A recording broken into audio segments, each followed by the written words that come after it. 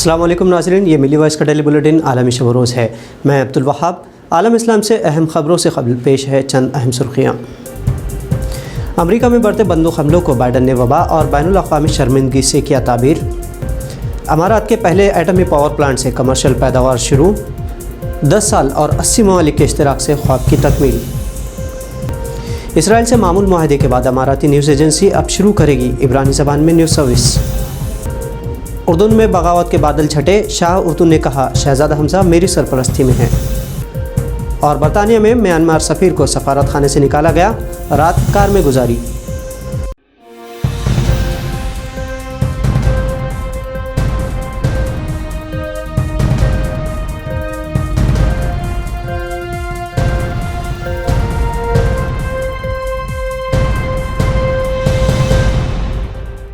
اب خبر تفصیل سے۔ امریکی صدر جو بائیڈن نے امریکہ میں اسلحے کے استعمال کی وجہ سے بڑھنے والی پرتشدد کارروائیوں کے خلاف نئی پالیسی کا اعلان کیا ہے۔ صدر بائیڈن کے بقول امریکہ میں گن وائلنس سے ہلاک ہونے والے شہریوں کی اتنی بڑی تعداد امریکی قوم کے لیے بین الاقوامی شرمندگی کا باعث ہے۔ ادھر ریپبلکن پارٹی نے بائیڈن انتظامیہ کے اس فیصلے پر نکتہ چینی کرتے ہوئے اسے ایک غیر آئینی مداخلت قرار دیا ہے، کیونکہ سابق ریپبلک صدر ڈونلڈ ٹرمپ نے امریکی شہریوں کو بندوق استعمال کرنے کے قانون میں رعایتیں دی تھی، لیکن اب اس کا اثر یہ ہوا کہ معمولی بات پر بھی بندوق برداروں کے ہاتھوں درجنوں حملوں میں کئی لوگوں کی موت ہو چکی ہے۔ امریکہ میں ہر سال فائرنگ سے اوسطاً 40,000 افراد ہلاک ہوتے ہیں۔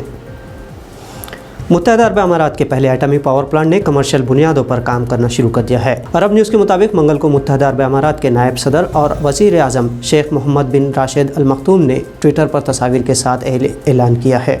ابوظہبی میں برقع نیوکلیئر انرجی پلانٹ کا قیام متحدہ عرب امارات کے ان کوششوں کا حصہ ہے جو توانائی کے شعبے کو مختلف جہتوں پر پھیلاتا ہے۔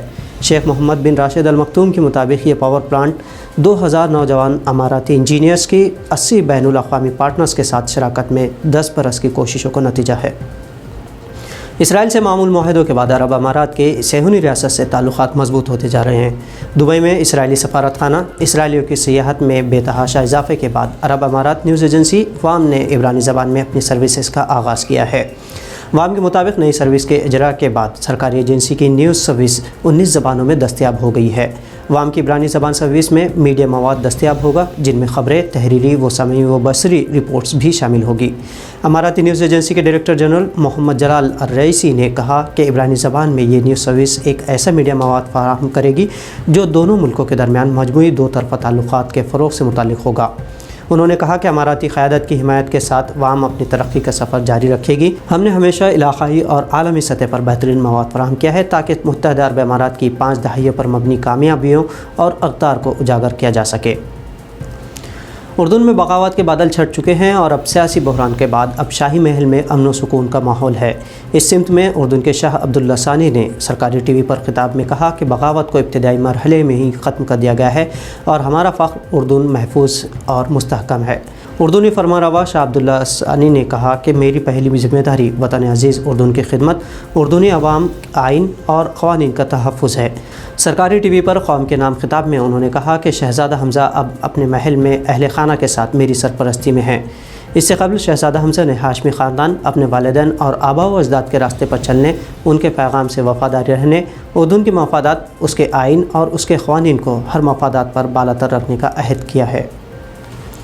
روس اور مشرقی یوکرائن میں تنازع قدیم ہے، لیکن اب یہ تنازع جنگی صورت اختیار کرنے کے در پہ ہے، اور اسی درمیان جرمنی نے روس سے مشرقی یوکرائن کی سرحد پر اپنی فوج کم کرنے کا مطالبہ کیا ہے۔ جرمن چانسلر انجلا مرکل نے یہ مطالبہ روسی صدر ولادیمیر پوتن سے فون پر بات چیت کے ذریعے کیا۔ مرکل کے مطابق صورتحال میں نرمی کے لیے یہ عمل ضروری ہے۔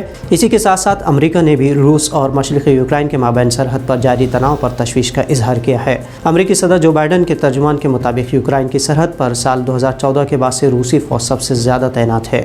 یوکرائنی صدر ولودیمیر زیلنسکی نے اپنے فوجی دستوں کی حوصلہ افزائی کے لیے ڈونباس میں سرحدی علاقے کا دورہ بھی کیا۔ میانمار جنگی حالات سے گزر رہا ہے، جہاں فروری میں فوج نے حکومت کا تختہ پلٹ دیا تھا۔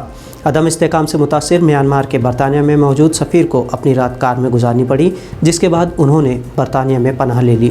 دراصل میانمار میں فوجی قبضے کے بعد ایک فوجی افسر نے برطانیہ کے سفارت خانہ سے سفیر کو ہی بے دخل کر دیا، جس سے سفیر کو رات کار میں گزارنی پڑی۔ فرانسیسی خبر رساں ادارے AFP کے مطابق برطانیہ کی طرف سے کیوزوارمن کو سفیر کے طور پر نہ ماننے کے بعد انہیں برطانیہ میں پناہ کی پیشکش کی گئی تھی۔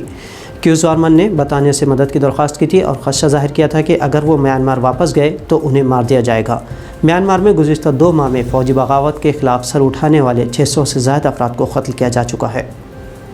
कोविड-19 के शिकार हर 3 में से एक फ़र्द नफसियाती आर्ज़े में मुब्तला होने की तहक़ीक़ सामने आई है। अमेरिका में 2,30,000 ऐसे अफराद जो कोविड-19 का शिकार हुए थे उन पर तहक़ीक़ की गई तो पता चला कि ज़हनी तौर पर नफसियाती बीमारी का शिकार हो चुके हैं। महक़क़ीन ने अपनी तहक़ीक़ के सबब आलमी तौर पर नफसियाती आर्ज़े में मुब्तला लहर का ख़दशा भी इजहार करते हुए कहा कि कोरोना से शदीद मुतासिरीन के बाद हालांकि आसाबी ख़राबी, डेमेंशिया जैसे अवारिस का ख़तरा बढ़ गया है, लेकिन मामूली कोरोना मरीज़ों को इससे घबराने की ज़रूरत नहीं है।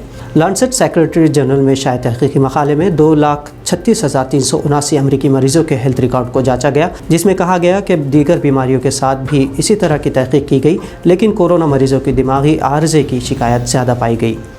तो नाज़रीन, आलम इस्लाम से ये थी आज की अहम खबरें। दीगर खबरों, तस्वीरों और तस्वीर के लिए मिली वॉइस को फेसबुक, यूट्यूब और इंस्टाग्राम पर सब्सक्राइब और फॉलो ज़रूर करें। अब्दुल वहाब आपसे इजाज़त चाहता है। अल्लाह हाफ़िज़।